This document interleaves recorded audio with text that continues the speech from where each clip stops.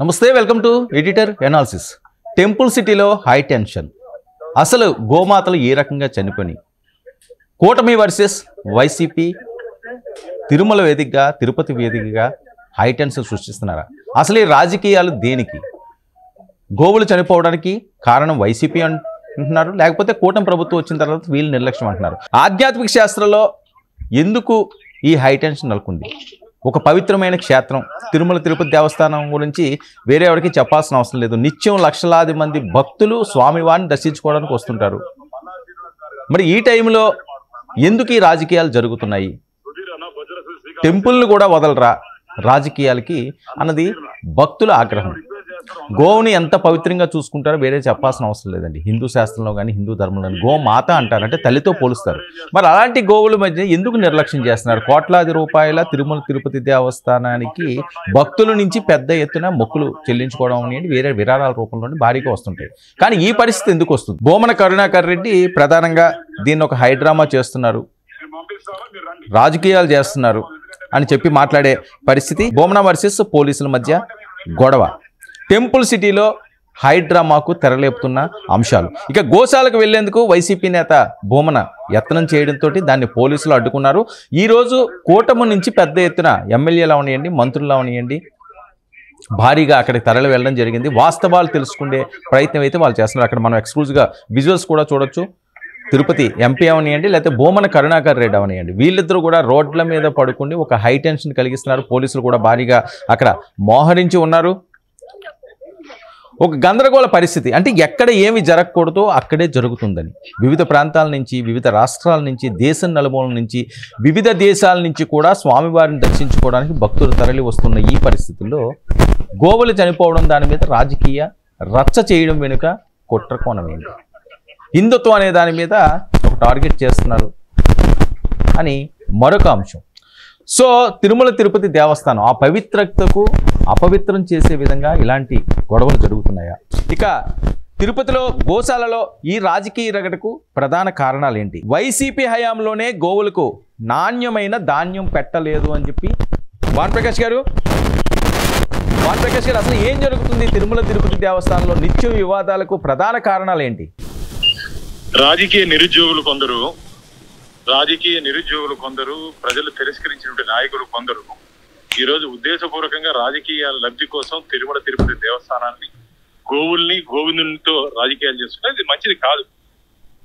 TTD ఆధ్వర్యంలో జరుగుతున్న గోశాలలో 100 పైచిలుకు గోవులు 3 నెలల్లో చనిపోయాయని చెప్పి అసత్య అబద్ధపు ప్రచారాన్ని భూమన కరుణాకర్ రెడ్డి గారు గతంలో 2 పర్యాలు టీటీడీ ధర్మకర్తల మండలి సభ్యుడిగా, 2 పర్యాలు టీటీడీ ధర్మకర్తల మండలి అధ్యక్షుడిగా పనిచేసిన వ్యక్తి ఒక అబద్ధపు ప్రచారాన్ని, రాజకీయం ఎదుర్కొంటాం.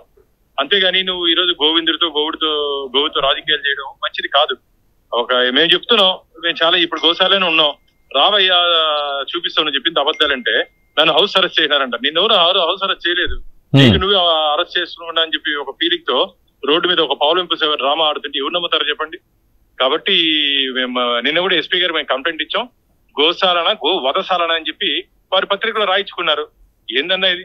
వెంకటేశ్వర స్వామి నిధులతో నడిచే గోశాలని గో వధశాలగా ఆ కర్మ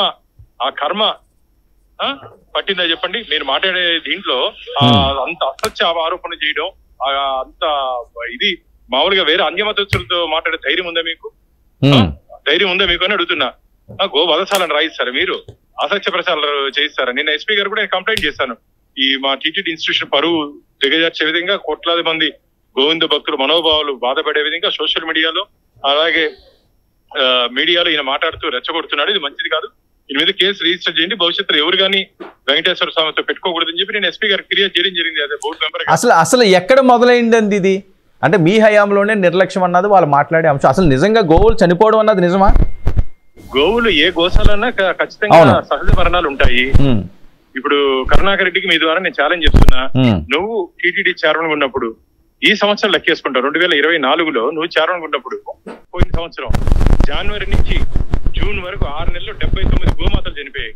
దాంట్లో 34 లేక దూడలు.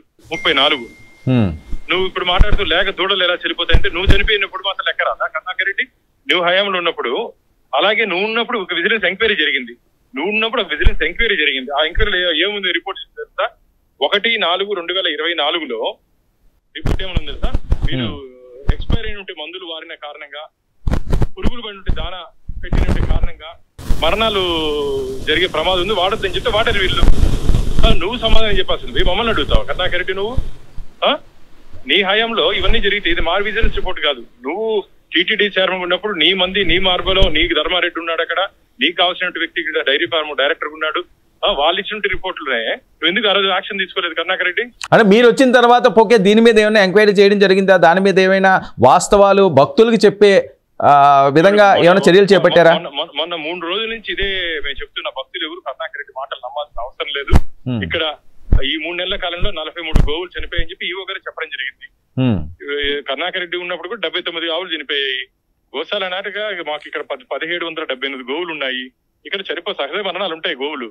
దాన్ని మీరు ఇలా రాజకీయం చేయడం మంచిది కాదని చెప్పి మేము భావిస్తున్నాం. అంటే కూటమి వచ్చిన తర్వాత చాలా అపశృతులు జరుగుతున్నాయి అన్నది పదే పదే వాళ్ళు మాట్లాడుతున్న అంశం. కూటమి వచ్చిన తర్వాత ప్రజల కోసం, ప్రజల ఇష్టాలు, ప్రజల కష్టాలు తెలుసుకొని మేము ముందుకు పోతున్నాం.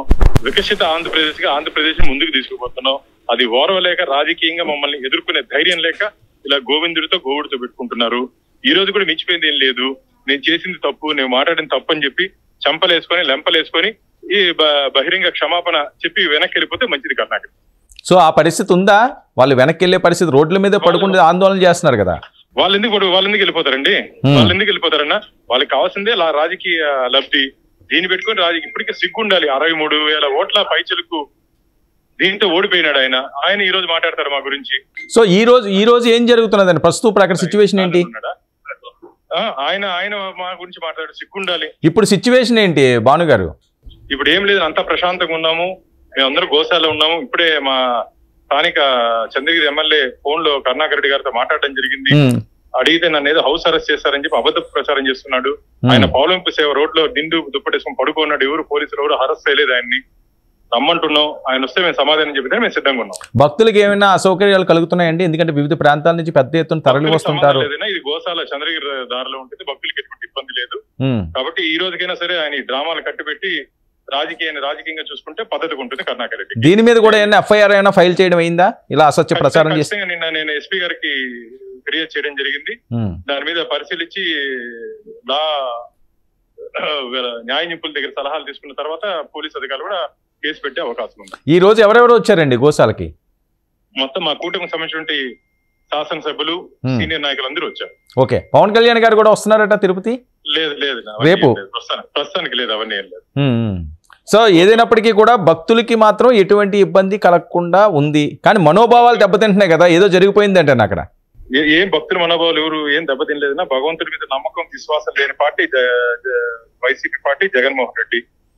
ఒక హిందూ వ్యతిరేకి జగన్మోహన్ రెడ్డి. ఆయన చెప్పే మాటలు కానీ, ఆయన పార్టీలో కింద ఉండే వాళ్ళు మాట్లాడే మాటలు కానీ ఎవరు నమ్మే పరిస్థితి లేదు. కాబట్టి మా ఎన్డీఏ కూటమి మీద నమ్మకం విశ్వాసం ఉంది. గోవింద భక్తులందరూ మమ్మల్ని విశ్వసిస్తున్నారు. బోర్డులో కూడా ఒక సమన్వయ లోపం ఉండటం లేదు, అందుకని ఈ విధాలన్నీ వస్తున్నాయి అంటారు, నిజమా? అలాంటి ఆరోపణలు ఏం లేవన్నా మేము మేనేజ్మెంట్ అంతా కలిసి నిర్ణయాలు తీసుకుని ముందుకు పోతున్నాం. మంచి భక్తుల కోసం, దేవుడి కోసం మంచి నిర్ణయాలు తీసుకుంటాం. బోమన కరుణాకర్ రెడ్డి గారికి భానుప్రకాష్ రెడ్డి గారు ఏం చెప్పబోతున్నారు? బహిరంగ క్షమాపణ చెప్పాలని చెప్పి కోరుకుంటున్నాం. Right, okay, thank you so much అండి. ఇది పరిస్థితి. తిరుమల తిరుపతి దేవస్థానంలో వైసీపీ కావాలని చెప్పి ఈ హైడ్రామాలు ఆడుతుంది. వైసీపీ కావాలని చెప్పి రచ్చ చేస్తుంది అని చెప్పి టీటీడీ బోర్డు సభ్యులు మాట్లాడే పరిస్థితి. ఒకసారిగా విజువల్ మనం చూడొచ్చు ఎక్స్క్లూజివ్గా. అవి ఈవో రిలీజ్ చేసిన ఇమేజెస్ అండి. వీరికి చెప్పేది ఏంటంటే వైసీపీ హయాంలో గోవులకు నాణ్యమైన ధాన్యం పెట్టడం లేదు, ఆవుల మరణాలను గోప్యంగా ఉంచిన వైసీపీ అంటూ ఈవో మాట్లాడడం వెనుక ఇది వాళ్ళకి ఆగ్రహాన్ని రప్పిస్తున్నది. వైసీపీ టైంలో నిజంగానే గోవులకు ఆహారం పెట్టలేదా? మరి 11 నెలలు అవుతున్నది. మరి వీళ్ళు వచ్చిన తర్వాత ఇలా జరిగింది, ఏం జరిగింది, అందులో ఉన్న లోపాలు, నిజంగా ఆవులకి దానాలు కూడా సరిగ్గా పెట్టలేని పరిస్థితిలో టీటీడీ ఉందా? ఇవన్నీ కూడా ప్రశ్నలు ఉండాలి. విమర్శలు చేయడం అన్నదో లేకపోతే మాట్లాడడం అన్నదో అది వేరే అంశం, మాట్లాడవచ్చు. కానీ ఆధారాలు చూపించాలని చెప్పి వాళ్ళు మాట్లాడుతున్నారు. అంతేకాకుండా సరైన ధాన్యం అందక రోగాల బారి పడినవి, ధాన్యం సరైంది అందక రోగాల బారిన పడినవి, అందుకని ఇప్పుడు ఇవి చనిపోతున్నాయని. ఇక పవన్ కళ్యాణ్ గారు కూడా రంగంలోకి దిగబోతున్నాడు. ఎందుకంటే సనాతన ధర్మాన్ని ఆయన ఎత్తుకున్నారు, పలు అంశాల్లో ఆయన చాలా తీవ్రంగా స్పందించారు. గతంలో తొక్కిస్లాట్లో చనిపోయిన దాని మీద కూడా ఆయన చాలా ఫైర్ అయ్యారు. మరి గోవులకు సంబంధించిన అంశం అన్నది దాన్ని మనం ఆవుగా చూడకూడదండి, ఏదో ఒక జంతువులా చూసే పరిస్థితి ఉండదు. అది మనోభావాలకి సంబంధించిన అంశం.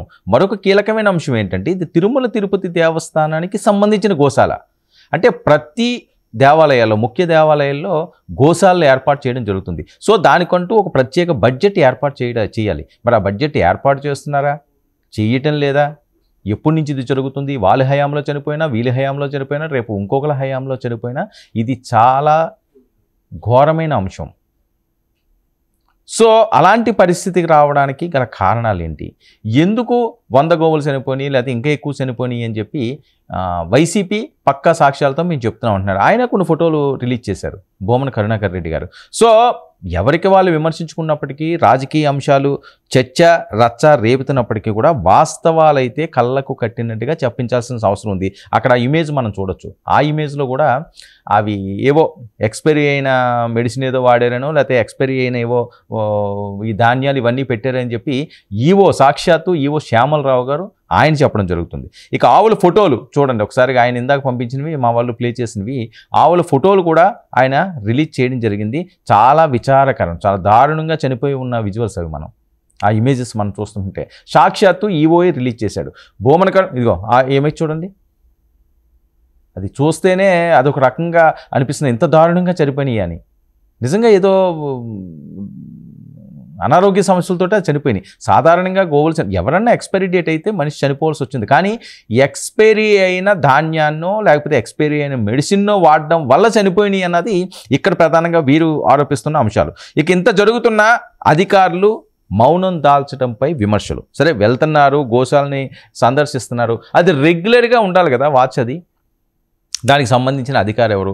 గతంలో అక్కడ తొక్కిసలాట జరిగినప్పుడు అక్కడ ఉన్న అధికారి ఏదో ఇన్ఛార్జ్గా వేసినట్టున్నారు, అతన్ని వేరే దానికి ఎక్కడికో తరలించారు. సో ఆయన లేడు, దానికి జవాబుదారీ అన్నది ఎవరెవరికో అప్పచెప్తున్నారు తప్పించి ఒక శాశ్వతమైన ప్రణాళిక లేదు అన్నది వీళ్ళు ప్రధానంగా ఆలోచిస్తున్న అంశం. ఇక తిరుపతిలో గోశాలపై ఈ రాజకీయ రగడకి కారణాలన్నీ ఇవైతే, పద్మావతిపురంలో బోమన కరుణాకర్ రెడ్డి నివాసం వద్ద తీవ్ర ఉద్రిక్తత. బోమన్ ఇంటి దగ్గర భారీగా పోలీసుల మోహరం ఎందుకు వచ్చిందంటే, ఈరోజు ఈయన వెళ్ళి నేను చూపిస్తాను అన్నాడు, దమ్ముంటే నువ్వు రా అంటున్నారు. ఈయన వెళ్లకుండా పోలీసులు ఏమన్నా హౌస్ అరెస్ట్ చేశారంటున్నారు. ఇప్పుడు మా స్థానిక ఎమ్మెల్యే మాట్లాడేట, బోమన మరి నువ్వు వస్తానన్నావు కదా ఎందుకు రాలేదంటే నన్ను ఇక్కడ హౌస్ అరెస్ట్ చేశారంటున్నారు. ఈ భానుప్రకాష్ రెడ్డి టీటీడీ బోర్డు సభ్యులు చెప్పేది ఏంటంటే ఎవరు ఆయన అరెస్ట్ చేయలేదు, ఇవన్నీ అబద్ధాలని చెప్పి ఈయన అంటారు. ఇక టీటీడీ గోశాలకు వెళ్లకుండా బోమన్ను అడ్డుకున్న పోలీసులు, ఆయన వెర్షన్ అది. ఇక రోడ్డుపై పడుకుని నిరసన తెలుపుతున్న బోమన వైసీపీ ఎంపీ, వైసీపీ నాయకులు వాళ్ళు రోడ్ల మీదే బైఠాయించారు. సో ఇదేంటంటే భక్తులకు ఎటువంటి ఇబ్బంది కలగట్లేదు, భక్తుల మనోభావాలకి సంబంధించిన అంశం కాదని ఎవరు చెప్తున్నప్పటికీ కూడా వార్తలు ప్రచారం అవుతున్నాయి కదా, కళ్ళ కట్టినట్టు కనిపిస్తున్నాయి కదా. ఆ విశ్వాసం ఇబ్బంది పడితే చాలా కష్టం. తిరుమల తిరుపతి దేవస్థానానికి ఉన్న ప్రతిష్టత అంతా ఇంత కాదు. దాన్ని ఎవరు తప్పుతో పట్టించాలని చూసినా, ఎవరు దాన్ని రాంగ్ ట్రాక్ నడిపించాలని చూసినా వాళ్ళని కఠినంగా శిక్షించాల్సిన అవసరం ఉంది. ఇది ఒకరోజు అంశం కాదు, ఎన్నో ఏళ్ల పెట్టి ఆ స్వామివారిని భక్తించుకున్నారు. అపారమైన భక్తి కదండి. ప్రపంచంలోనే తనదంటూ ఒక ప్రత్యేక స్థానాన్ని ఏర్పరచుకున్న పుణ్యక్షేత్రం అది. అలాంటి పుణ్యక్షేత్రంలో గోవులు చనిపోవడానికి కారణం ఇది వీళ్ళ నిర్లక్ష్యం, అధికారుల నిర్లక్ష్యం, ఇంకో నిర్లక్ష్యం అనడం ఏంటి? అందరూ మనది అనుకుని చేయాల్సిన అవసరం ఉంది. అక్కడ ఏ బడ్జెట్లో ఏమన్నా లోటు ఉందా? ఎంత కావాల్సి అంత స్వామివారికి కోట్లు కోట్లు కుమ్మరిస్తుంటారు. సో దీని మీద ఏంటంటే అలసత్వం, మనకి సంబంధం కాదు కదా అని చెప్పి ఎవరు చేసినా, ఆ రోజు వాళ్ళ హయాంలో వాళ్ళు చేసినా, ఈరోజు ఈ హయాంలో చేసినా సరే మహాపాపం. భక్తుల మనోభావాలతోటి దయచేసి ఎవ్వరూ ఆడుకోవద్దు. ఆడుకుంటే దానికి తగిన శిక్ష వేరే రకంగా ఉంటుంది. చాలా సందర్భాల్లో వాళ్ళు మాట్లాడేవే స్వాములు కానీ ఇంకొకరు కానీ ఆ ప్రతిష్ట గురించి, ఆయన గురించి. సో రాజకీయాలు చేసుకోవాలంటే చాలా అంశాలు చేసుకోవచ్చు, కానీ తిరుపతి కేంద్రంగా, టెంపుల్ సిటీ కేంద్రంగా, ఆ పవిత్రమైన ప్రాంతంలో ఈ రకమైన రాజకీయాలు చేయడం మాత్రం చాలా విచారకరమైన అంశం. ఇక బోమన్ను హౌస్ అరెస్ట్ చేయలేదంటున్న ఎస్పీ హర్షవర్ధన్ రాజు. ఆయన ఎక్కడ మేము హౌస్ అరెస్ట్ చేసాము, ఆయన హ్యాపీగా అక్కడికి వచ్చేది రోడ్ల మీద పడుకుని రాజకీయం చేస్తున్నాడని సాక్షాత్ ఎస్పీఏ చెప్తున్నారు. ఎమ్మెల్యే ఫోన్ చేస్తే ఎమ్మెల్యే ఫోన్ కూడా నన్ను అరెస్ట్ చేశారని ఆయన చెప్తున్నాడు. కానీ అక్కడ విజువల్స్ చూస్తుంటే పోలీసులు అంత పెద్ద ఎత్తున అక్కడ మోహరించే సందర్భం అయితే మనకు కనిపించట్లేదు. ఇక భూమన గోశాలకు వెళ్లేందుకు ఎలాంటి అభ్యంతరం కూడా మేము చెప్పలేదు. మీరు డైరెక్ట్గా గోశాలకు వెళ్ళండి. అక్కడ కూటమి చాలామంది నాయకులందరూ అక్కడ ఉన్నారు. కానీ ఎటువంటి గొడవ జరగకుండా వాళ్ళు సెక్యూరిటీ అయితే ఇవ్వాల్సిన అవసరం ఉంది. ఆ రకంగా వాళ్ళు చేస్తారు, వాళ్ళ ఉద్యోగం వాళ్ళు చేస్తారు. ఇక 2 పార్టీల నేతలు ఒకేసారి వెళ్ళకూడదని సూచించాం. ఖచ్చితంగా ఆ రకంగానే చెయ్యాలి. అక్కడికి కొట్టుకోవడానికి కాదు కదా అక్కడికి వెళ్ళేది. మనం బల ప్రదర్శన చేయడానికైతే ఓకే వెళ్ళొచ్చు, బల ప్రదర్శన చేయడానికి కాదు, నిజాలు నిర్ధారించడానికి, వాస్తవాలు భక్తులకి చెప్పడానికండి అక్కడికి వెళ్ళాల్సింది. అంతేగాని వాళ్ళ టైంలోనే మేము వెళ్తాం, మే టైంలోనే వాళ్ళు వస్తారంటే అది ఎవరు కూడా యాక్సెప్ట్ చేయడు. లా అండ్ ఆర్డర్ ఇష్యూస్ వస్తుంటాయి కదా. అక్కడ చూడండి ఎంత దారుణంగా ఉందో ఆ గోశాలలో. ఆ ఇమేజ్లు చూస్తుంటే అసలు చాలా ఇబ్బందికరంగా ఉంది. ఏంటి ఆ రకంగా ఉంచుతారు అంత పవిత్రమైన ప్రాంతాన్ని? ఇక భూమన వ్యక్తిగత సిబ్బందితో వెళ్ళొచ్చని సూచించాం.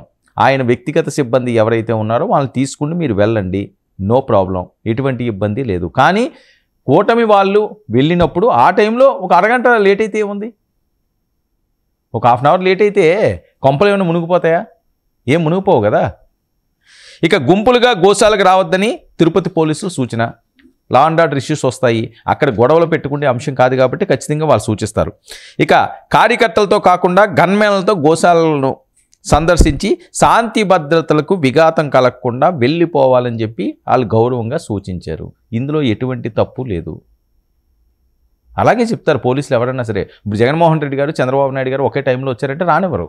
ఈయన సీఎంగా ఉన్నప్పుడు అవనియండి, ఆయన సీఎంగా ఉన్నప్పుడు అవనియండి. వాళ్ళకి రూట్లన్నా వేరే వేరే సెపరేట్ రూట్స్ అన్న ఇస్తారు, వేరే వేరే దగ్గర వాళ్ళు మాట్లాడడానికి అవకాశం అన్న ఇస్తారు తప్పించి ఒకే తోవలోని, ఒకే టైంలోని, ఒకే ప్రాంతంలోని మీరు వెళ్ళి మీటింగ్లు పెట్టుకోవడం అంటే ఆ సెన్సిటివ్ ఇష్యూస్. ఆ సెన్సిటివ్ ఇష్యూస్లో పోలీసులు వాళ్ళ ఉద్యోగాలు వాళ్ళు చేయాలి, లేకపోతే వాళ్ళు టోపీలు ఎగిరిపోతాయి. ఇక శాంతి భద్రతకు విఘాతం కలిగిస్తే కఠినమైన చర్యలు తప్పవని పోలీసులు హెచ్చరిస్తున్నారు. కఠినమైన చర్యలు తీసుకోకుండా మీకు నచ్చినట్టు మీకు చేయడానికి ఇది మీ నివాసాలు కాదు, మీ ప్రాంతాలు కాదు, ఇది దేవుడికి సంబంధించింది, ఒక పవిత్రతకు సంబంధించింది, సెన్సిటివ్ అంశం. ఆచితూచి మాట్లాడవలసిన అవసరం ఉంది. మరి టెంపుల్ సిటీలో జరుగుతున్న ఈ అంశాలు ఇప్పటితోనే బ్రేక్ పడతాయా, లేకపోతే దీన్ని ఇంకా రాజకీయ పరంగా రచ్చరేస్తారా? భక్తుల మనోభావాలకు కానీ అక్కడికి వెళ్ళే భక్తులకు కానీ ఎటువంటి అసౌకర్యం కలగకుండా జాగ్రత్త వహించాల్సిన అవసరం ఉంది. లేకపోతే ఇది మరింత ముదిరే ప్రమాదం పొంచి ఉంది.